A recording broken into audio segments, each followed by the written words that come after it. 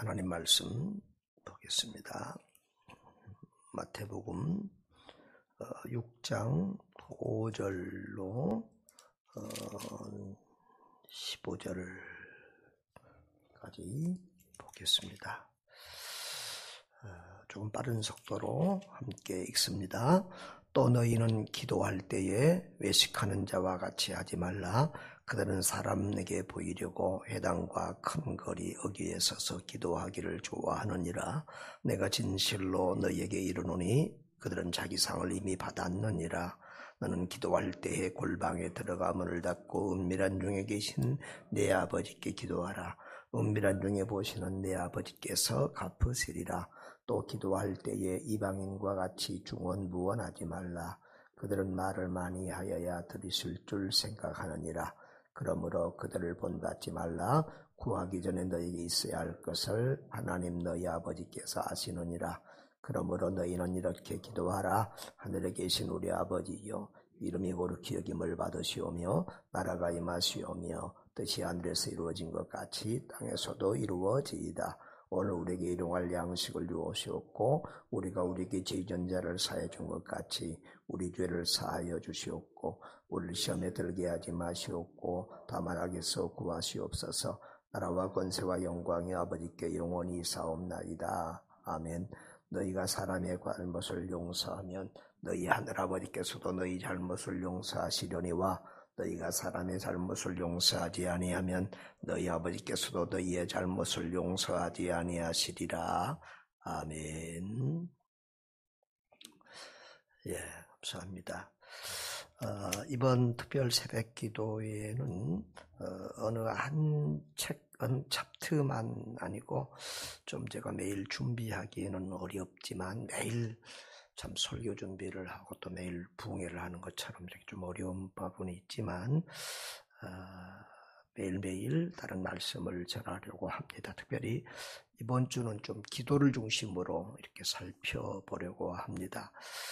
예수님이 우리에게 기도를 어떻게 가르치고 있는가 어제도 말씀드렸지만 주일날 말씀드렸지요. 예수님이 설교를 이렇게 해라 가르치신 적은 없는데 기도에 대한 가르침과 교훈은 상당히 많습니다. 근데 오늘 마태복음 6장의 기도를 보면 이 산상수훈, 마태복음 5장, 6장, 7장은 산상수훈으로서 우리가 예수님의 설교 중에서도 가장 핵심적인 중요한 천국 교훈을 말씀하신 것이다 이렇게 하죠. 그중에서 또 6장은 또 이렇게 산상수훈의 본론 부분에 해당이 되는데 예수님이 이 6장에서 이렇게 구제와 또 기도와 금식에 대해서 말씀을 하십니다. 유대인들에게 이 세 가지는 경건의 3대 요소처럼 이렇게 인식되어지는 부분입니다. 그들은 구제와 기도와 금식을 중요하게 생각했는데요. 예수님이 이제 그 부분을 터치해 주시는 거예요. 구제, 나팔 불지 말아라. 또 기도 이렇게 해라. 금식도 이렇게 하라. 이렇게 말씀하시는 부분인데요. 어떻게 보면 예수님이 기도에 대해서 이렇게 우리는 죽기 살기로 기도해라. 좀 이런 식보다는 이 마태복음 6장에서는 좀 부정적인 모습으로 하는 부분이 있어요. 그래서 이 마태복음 6장에 예수님의 기도 설교를 들으면 두 가지가 이렇게 연상이 딱 쉽게 연상이 되더라고요. 첫 번째는 이렇게 기도하지 말아라. 그리고 두 번째는 이렇게 기도해라 라고 하는 거예요. 그래서 이렇게 기도하면 안 된다. 그게 뭐냐 그러면 기도의 장소예요. 이렇게 이것은 5절과 6절 말씀은 바리새인들을 외식하는 바리새인들의 기도를 책망하는 거예요. 그 외식하는 바리새인들의 기도를 이렇게 본받지 말라는 건데요. 우리가 다니엘서에서 봤듯이 구약 시대 말기부터 유대인들이 하루에 3번씩 기도 시간을 정해놓고 기도했던 것 같습니다. 자, 그런데 이들이 처음에는 순수한 마음으로 하고 또 이렇게 성전이나 회당에 가서 또 이렇게 집에서도 뭐 일터에서도 기도하지만 가능하면 성전이나 회당에 가서 기도하려고 이렇게 했는데요. 처음에 의도는 좋았는데 나중에는 이제 그것을 보여주려고 기도 시간이 딱 조금 늦게 출발해서 뭐 시장이나 사람들이 많은 대로에서 딱 그 기도 시간을 만나게 해서 거기 서가지고 막 유대인들이 이제 서서 기도하거든요. 거룩하게 많은 사람들이 보는 데 앞에서 기도하는 그런 모습을 보여주므로 자기 신앙과 이렇게 믿음을 사람들에게 자랑하려고 했던 그런 모습들이 많이 있었습니다. 그래서 예수님이 5절에서 그걸 책망하는 거죠. 회당과 그늘이 어귀에 서서 기도하기를 좋아한다. 내가 진실로 너희에게 이르노니 그들은 자기 상을 이미 받았다. 그런 기도는 하나님이 응답하지 않는다. 그런 얘기죠. 그러면서 너는 기도할 때 골방에 들어가서 문을 닫고 은밀한 중에 계신 아버지께 기도하라 그랬습니다. 골방은 큰 방, 문자적으로 하면 큰 방 옆에 붙어있는 작은 방이거든요. 그런데 사실 유대인들은 그런 골방이 없어요. 근데 여기서 골방에 가서 문 닫고 기도하라는 의미가 뭐냐? 그러면 성전이나 교회 나와서는 기도하지 말라 이런 말이 아니고 주님과 남에게 보이려는 기도가 아니라 남에게 과시하려는 기도가 아니라 주님과 나와의 1대1로 은밀하게 만나는 그런 기도를 하라는 거예요. 그러니까 우리가 많은 사람이 함께 기도하지만 마치 주님과 나와 독대하는 것처럼 은밀하게 단둘이 밀실에서 골방에서 단둘이 만나 속삭이고 교제하고 하는 것처럼 그렇게 주님과 은밀한 대화를 나누는 주님과 독대하는 그런 기도를 드려야 된다는 말이에요. 그 다음에 17절에 보면 7절 8절에 보면 기도할 때 이방인 같이 하지 마라 그랬어요. 아까 5절 6절은 바리새인처럼 기도하지 마라. 7절은 이방인처럼 다른 종교인들처럼 기도하지 말라는 거예요. 이 중언부언한다는 말은 바톨레게오라는 헬라어 말인데 말을 더듬는 것 같이 같은 말을 버버버버 하면서 더듬으면 같은 말을 이렇게 하는 것처럼 계속 반복하는 행위를 말하는데요.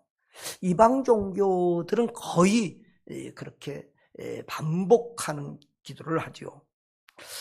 우리 구약의 그 갈멜산에서 보면 바알 교도들은 종일 기도하는데 발이여 응답하소서, 발이여 응답하소서 계속 그렇게 소리를 지르잖아요. 불교도들은 어때요? 네팔간 이런 데를 보면 이렇게 뭔 통을 돌리면서 나무아비타불만 계속 반복하고, 호랑개교는 남녀 호랑개교 계속 반복하고, 또 천주교도 묵주 기도를 하면서 계속해서 이 반복해서 기도를 합니다. 유대교인들도 정해진 기도 시간이 찰 때까지, 기도 시간을 얼마나 해야 된다 이렇게 정해놓고 그 기도 시간이 찰 때까지 기도문을 계속 반복합니다. 그래서 우리 주님은 바로 그 기도 시간을 억지로 채우려고 하는, 말을 많이 해야만 주님이 응답하신 것, 하나님이 응답하신 것처럼 그렇게 기도하는, 그래서 말을 많이 해야만 듣는다고 생각하지 말라. 그런 이방인들처럼 중언부언하고 같은 말 계속 반복해서 시간 채우는 그런 기도 그렇게 하지 말라는 거예요. 그래서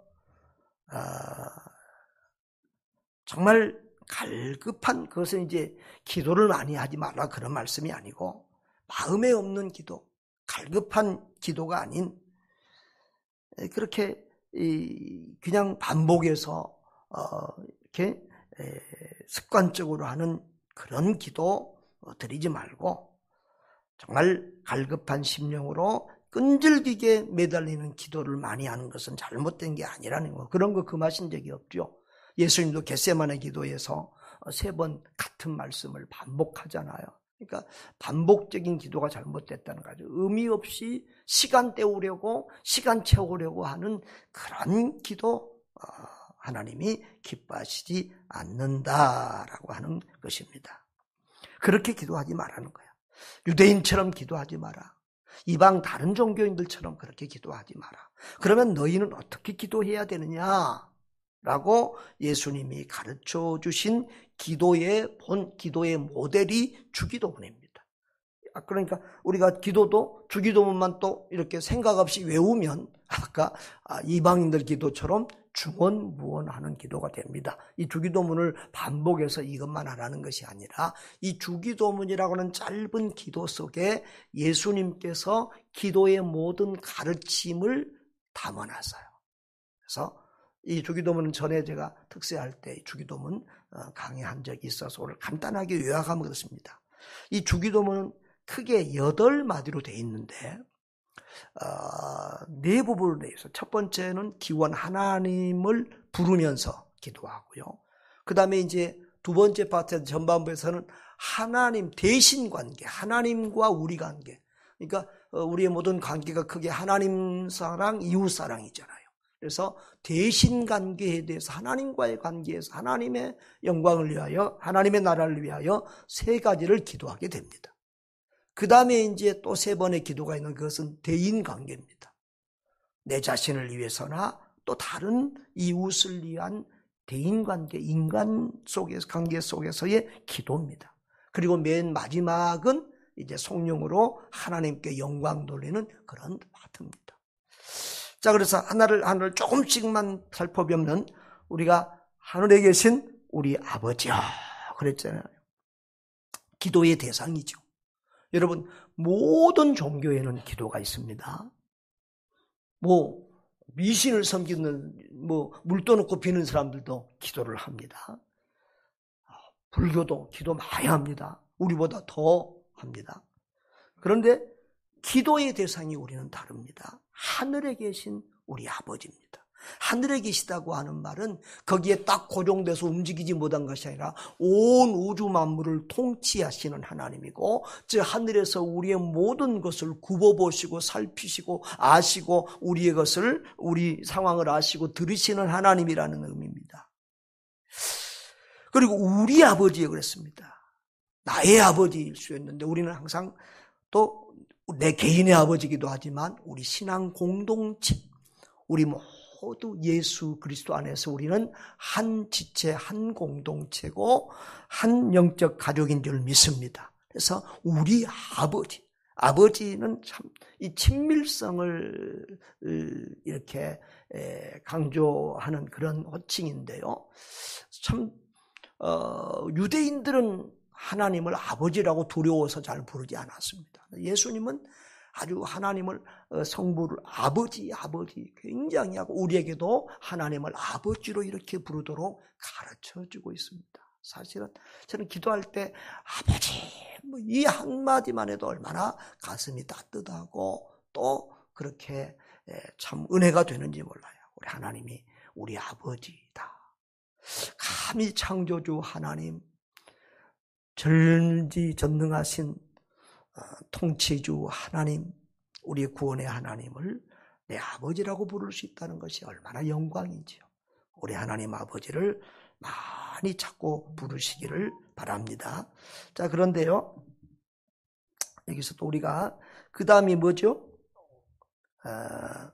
이제 대신관계 기도입니다. 이름이 거룩히 여김을 받으시오며 그랬어요. 이름이라는 것은 그분 자체를 의미하죠. 그 사람의 인격과 본성, 그분 자체를. 우리는 이름은 우리를 대표하는 이제 우리 자체를 하나님 자체를 의미합니다. 그런데 거룩히 여김을 받으라, 그 말은 자녀된 우리가 하나님의 영광을 드러내는 삶을 삶으로써 우리 하나님의 이름이 거룩하게 더욱 빛날 수 있기를 원합니다. 그런 말이에요. 우리가 잘못 살면 우리 누직 자식인가, 제 애비가 어떠냐, 옛날 이렇게 욕들 하잖아요. 그런 것처럼 우리가 잘못 살면 우리 아버지가 욕을 먹어요. 우리가 잘하면 역시 하나님 아버지를 섬기는 사람들은 다르다. 이렇게 칭찬을 받게 돼요. 그래서 우리가 거룩한 삶, 하나님의 자녀된 삶을 살아서 하나님의 영광을 드러낼 수 있게 해달라고 늘 우리의 기도와 우리의 삶과 우리의 예배에서 가장 중요한 열쇠는 하나님 우리 아버지의 영광이죠. 그리고 나라가 임하시오. 성경 전체의 핵심이 주제가 하나님 나라입니다. 하나님의 나라가 임하기를 원합니다. 하나님께서 통치하시는 나라가 이 땅에도 이루어지게 해주십시오. 하나님 나라가 이 땅에서 확정되고 완성돼서 우리 주님이 오시는 그날 되게 해달라는 그런 기도인데요. 첫째로는 내가 하나님의 통치 아래서 순종하는 하나님 나라의 백성이 되게 해주십시오. 둘째는 하나님 나라의 확장에 힘쓰겠다는 그런 의미이기도 하죠. 이것은 전도와 선교입니다. 이 하나님의 나라를 확장하고 완성하여 우리 주님 오시는 그날을 맞이하는 그런 성도 되게 해 주십시오. 그 다음에 뜻이 하늘에서와 같이 땅에서도 이루어지게 해달라고 그렇게 세 번째로 이제 대신 관계의 기도 세 번째입니다. 하나님의 뜻이 실현되기를 기도하는 것인데요. 하늘에서는 천사들의 순종으로 하늘에서 하나님의 뜻이 온전히 성취가 됐는데 이 땅에서도 우리 인간들도 하나님께 온전히 순종해서 이 땅에서도 온전히 하나님의 뜻이 성취되기를 기도합니다. 그런 의미입니다. 그 다음에 이제 하나님과의 관계 속에서의 기도가 끝나고 대인관계, 우리 인간들, 나와 우리 이웃 간의 관계에 대해서 기도합니다. 자, 11절에 뭐라고 그래서요? 오늘 우리에게 일용할 양식을 주시옵고 그랬습니다. 이것이 가진 의미는 육신의 필요를 위한 간구예요. 그러니까 이 일용할 양식이라는 말은 꼭 음식 먹을 것만 아니라 의식주 문제, 이 세상에 필요한 우리의 모든 것을 하나님 앞에 구하는 것을 함축해서 하는 말이에요. 그러니까 꼭 일용할 양식 말고 다른 것을 구하면 잘못된 것이 아니라 우리 생활 속에 필요한 모든 것을 구하는 부분을 일용할 양식으로 이렇게 간단하게 요약해 놓고 있습니다. 그런데 쓰고 남을 풍성한 양식, 넘치는 쌓을 것이 없도록 복을 주십시오. 그렇게 재물을 주십시오. 그런 기도가 아니라 일용할 양식을 얘기하고 있는 의미가 있습니다. 그것은 매일매일 주님을 의지하는 그런 삶을 살게 돼. 내가 재산이 많으니까, 풍성하니까 하나님을 의지하지 않게 되는 그런 태도가 없도록 매일매일 우리의 삶에서 주님을 의지하는 그런 믿음, 또 다른 사람들의 필요, 나만 혼자 부조하고 다른 사람들은 굶고 이것이 아니라 내가 우리의 욕심을 조절함으로써 다른 사람과 나누고 베풀고 삶으로써 모두 함께 우리가 하나님이 주신 이 땅에서 굶지 않고 이렇게 살 수 있도록. 사실은 온 세계가 하나님이 주신 것을 다 나눠 먹고 살면 세계 아무도 굶지 않고 살 수 있어요. 그런데 가진 자들이 너무 많고 너무 많이 가지고 끝없이 욕심을 부리다 보니까 하루에 1초에 4명 5명씩이 굶어 죽어가요, 이 세상. 그래서 우리가 일용할 양식, 우리의 욕심을 채우는 기도가 아니라 일용할 양식을 기도하는 이런 기도의 자세가 필요하다는 것입니다. 그 다음에 이제 용서를 위한 기도를 이렇게 합니다. 12절에 우리가 우리에게 죄 지은 자를 사해 준 것 같이 우리 죄를 사하여 주시옵고. 우리는 죽을 때까지 우리의 죄에 대한 용서의 기도를 해야 되겠지요. 매일매일 우리가 또 이렇게 죄를 짓게 되니까 그렇게 하게 되는데, 그러나 이웃에 대해서 먼저 사죄하는, 이웃의 죄를 먼저 용서해 주는 마음과 자세가 선행되어야 된다는 거예요. 그런 신앙 양심과 그런 윤리를 가진 사람이 그런 자세와 그런 마음과 삶을 실천하고 그리고 하나님께 내 죄를 용서해 달라고 기도해야 그것이 정상적인 사람이고 정상적인 기독교 신앙 양심이 있는 사람이라는 거예요. 그래서 하나님께 내 죄 용서해 달라고 기도하기 전에 먼저 남의 죄, 다른 사람의 죄를 용서하라 라는 말씀이에요.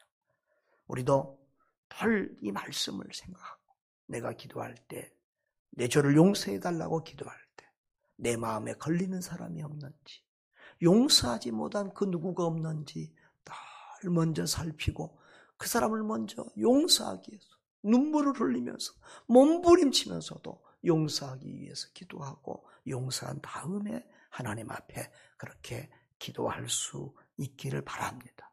우리가 남을 용서하지 않고 칼을 품고 기도하면 하나님이 들어주시지 않습니다. 이 용서에 대한 부분은 상당히 주님이 강조하고 있어요. 그래서 주기도문을 가르쳐놓고 끝내놓고 14절 15절에서 한 번 더 반복하고 있어요. 14절 15절 한번 더 읽어볼까요? 시작.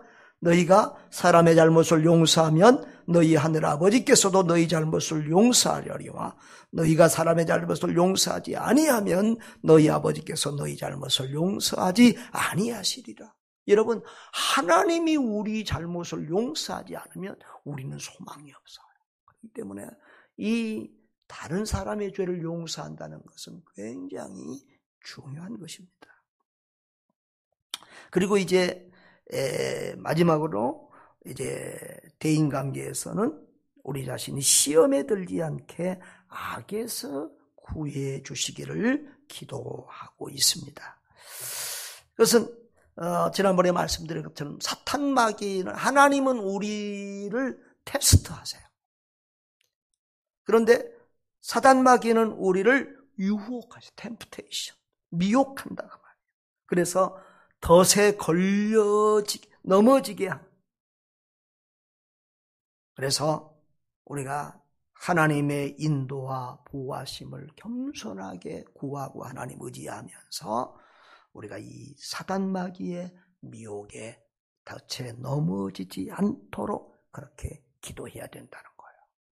위대한 제자 베드로도 자기 믿음을 믿고 주님을 향한 자기 사랑과 열정을 믿고 나는 주님 부인하지 않겠습니다 했다가 3번이나 주님 부인하고 넘어지잖아요. 그리고 이제 나중에는 회개하고 베드로 전서에서는 깨어있어라. 대적마귀가 우는 사자처럼 삼킬 자를 찾는다. 기도하지 않으면 천하의 위대한 주님의 제자 베드로도 이 마귀가 가지고 놀고 넘어지잖아요. 늘 우리는 우리 시험에 들지 않도록 기도해야 되고 그리고 악에서 구하시옵소서. 악과 싸워서 승리하게 해달라고 그렇게 기도하죠. 야고보서 4장 7절에 보면 그런즉 너희는 하나님께 복종할지어다. 마귀를 대적하라. 그리하면 너희를 피하리라 그랬어요. 하나님께는 순종하고 마귀는 대적하고 악은 멀리해야 될 줄 믿습니다. 그리고 이제 마지막 송영입니다. 나라와 권세와 영광이 아버지께 영원히 싸움나이다. 아멘. 그런데 거기는 가로를 해놨죠. 그러니까 옛날 초창기의 사본, 초기에 기록된 오래된 사본일수록 이 내용 부분이 없는 거예요. 그래서 학자들은 생각하기를 이제 유대인들은 늘 기도를 끝낼 때 유대인들의 기도 스타일은 마지막에 이 송영, 아버지께 하나님께 영광 돌리는 이 송영을 하는 거예요. 그래서 이 사람들은 이 예수님의 기도를 자기들 스타일의 완벽한 기도문으로 형태로 만들기 위해서 후대에 이 부분이 첨가되었을 가능성이 있다고 이렇게 보는 거죠. 그래서 이렇게 가로를 해놨습니다.